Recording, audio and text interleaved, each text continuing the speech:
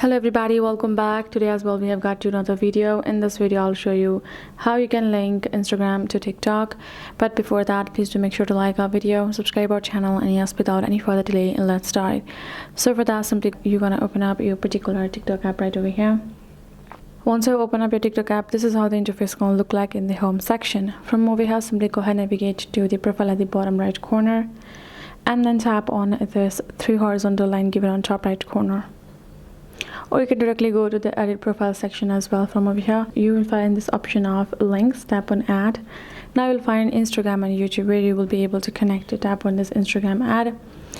You gotta go ahead and log in with your Instagram over here. Once you have logged in, you will be able to get connected.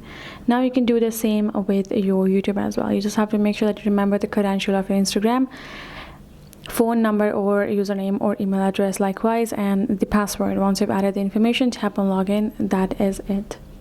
Next thing is you can also do it the connection of YouTube as well. It goes the same process, and that is basically it. Sometimes it can show the error because of the server error issue, so you just have to wait for a while, refresh your app and do it again. That's it for this video. Hope this video helped. Thank you so much for watching. I'll see you guys in our next video.